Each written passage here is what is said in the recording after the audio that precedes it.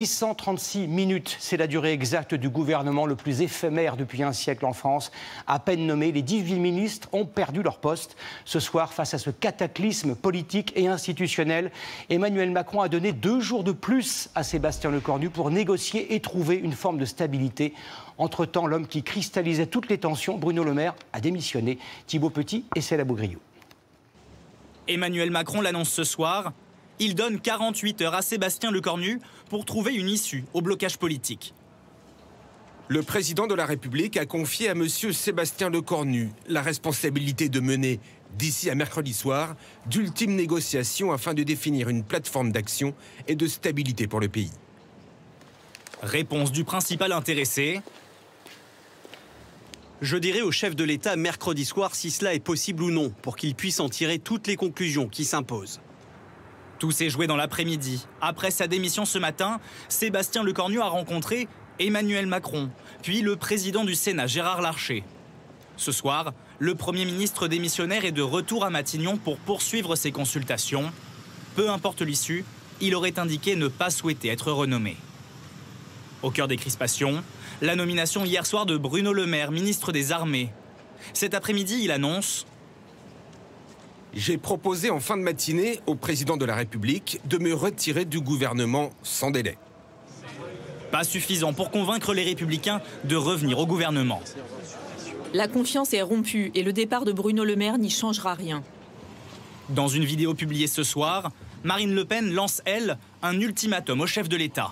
Emmanuel Macron pense qu'il peut engager un bras de fer avec les institutions et maintenir l'illusion d'un gouvernement en dehors de toute majorité parlementaire ou populaire. En ces heures, le chef de l'État dispose de 2 voies possibles, soit la démission, soit la dissolution. Aucun gouvernement ne bénéficiera de notre soutien et nous censurerons systématiquement tout gouvernement. Pas d'enthousiasme non plus des écologistes qui proposent à leurs partenaires du nouveau Front populaire de se réunir demain matin. Tout ça est un peu triste. C'est vraiment les derniers messages d'un monde politique qui est en train de s'effondrer et qui s'accroche comme une moule à son rocher. Mais franchement, c'est triste.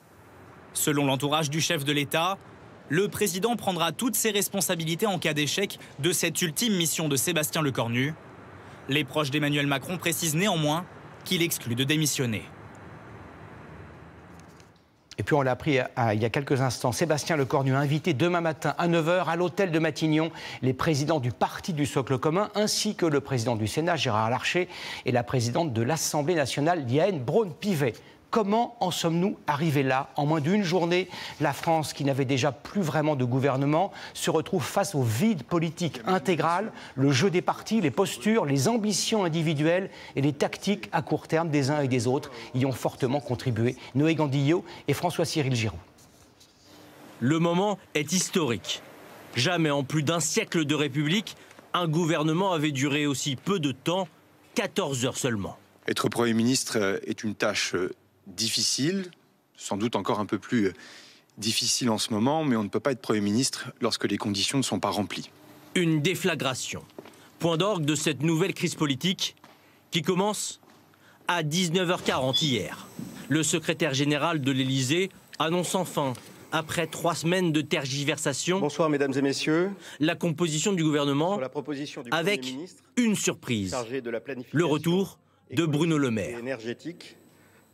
Monsieur Bruno Le Maire, ministre d'État, ministre des Armées. L'ancien ministre de l'économie, symbole pour les oppositions du macronisme, mais aussi des déficits. LR est furieux. À 21h30, le président du parti et ministre de l'Intérieur reconduit, Bruno Retailleau, lâche ce tweet incendiaire. La composition du gouvernement ne reflète pas la rupture promise. J'ai été reçu pendant 1h30 par le Premier ministre, quelques minutes avant que la composition du gouvernement ne soit donnée. Jamais il ne m'a dit, il m'a caché, qu'il y aurait la nomination de Bruno Le Maire. Donc un problème de confiance. Quand on est dans une équipe, on a besoin de confiance. 22h50, au tour de Gabriel Attal d'envoyer un message à ses troupes, il dénonce un spectacle affligeant. À peine nommé, le nouveau gouvernement prend l'eau de toutes parts. Après une longue nuit de réflexion, Sébastien Lecornu voit Emmanuel Macron en tête-à-tête ce matin à 9h30 pour acter sa démission. Il faut toujours préférer son pays à son parti. Et il faut savoir écouter ses militants, mais toujours penser aux Françaises et aux Français. Branle-bas de combat au QG des partis d'opposition. À partir du moment où Emmanuel Macron indiquait qu'il entendait aller jusqu'au bout de son mandat, il y a urgence à ce qu'il se remette à présider notre pays. Maintenant, stop, il faut que la plaisanterie s'arrête, il faut qu'on revienne aux urnes. Le Parti socialiste réclame, lui, la nomination d'un Premier ministre issu de la gauche. Priorité doit être donnée à la gauche et aux écologistes pour gouverner ce pays. Un gouvernement de gauche sans la France insoumise. Jean-Luc Mélenchon propose, lui, une autre voie.